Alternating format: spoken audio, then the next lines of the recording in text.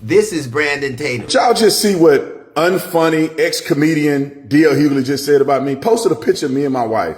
To do what? To be a racist? You are the lamest dude in all of comedy. What is more lame than calling yourself the job you used to have? You're not an officer anymore. You were a football player who failed at being a football player. You didn't make the team, so you became an officer. That wasn't working out, so you became an influencer. You talked about emotion. What is more emotional than this? The word.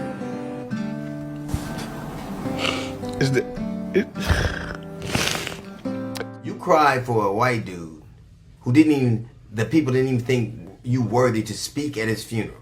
You said you wouldn't cry for your son, but you cried for him. That's not emotion? You talked of the way Benjamin Crump talks. Just want to blame white folks. And so I go out there because I know that lame Al Sharpton and Mr. I can't read Benjamin Crump is just race hustling, y'all.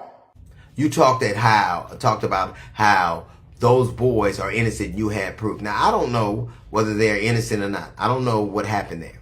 But I know one conversation with a failed football player and a social media influencer is not the predicate. You don't have any toxicology report. You don't have an autopsy report. You talked about black people acting a fool. Black people are right to be suspicious of a state that took 31 years and 3 trials to prosecute and find guilty the murder of Medgar Evers. Black people are right to be suspicious of a state that in 2005 found 215 black people that were dead and buried in a pauper's grave and nobody knew they were there. Black people are right to be suspicious of a state that just killed a 1-year-old boy and nobody's being brought to account about. Black people are right to be suspicious of a state that has been poisoning black people with the water since the 1960s. Black people didn't look for this fight. They want justice. All they want is accountability. And if it's those boys, it should be that. Nobody has a predetermined notion. I don't know what happened. But if you're saying that Al Sharpton and that Benjamin Crump are on one side, you're certainly on the other. You talk to them for 2 days and now all of a sudden you know if they're guilty. You know if they're innocent. You know that. Your name is, your moniker is Officer Tatum, not Detective Tatum. You didn't make your way to detective. You're an influencer who says what white people want you to say. And don't you find it interesting that they chose to speak to you, and they chose to speak to you for the same reason that you're a conservative, for the same reason Turning Point did, because you're safe. They know you're a black man who'll do what he's told. You're an unremarkable black man who they know they can count on to be obedient. They pick you for the same reason they pick dogs.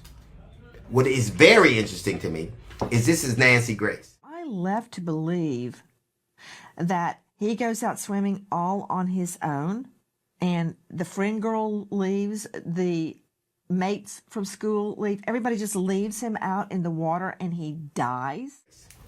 Now, Nancy Grace is a career prosecutor. She has tried 100 felony trials, 100, and not lost one. And she thinks that's something suspicious. But the social media influencer who failed at football and was a mediocre cop all of a sudden knows more than that. I don't know what happened.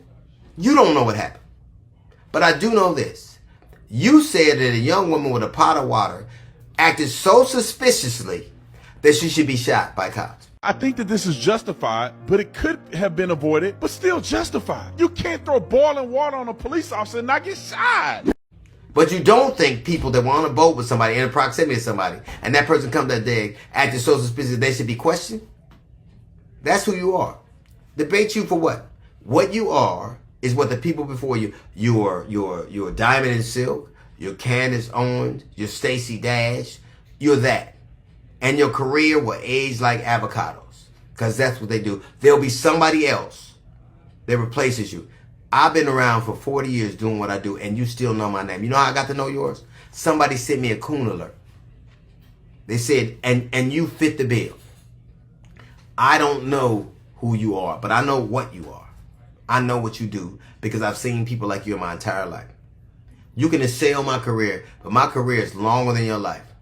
You mentioned my name, and I have no idea who you are.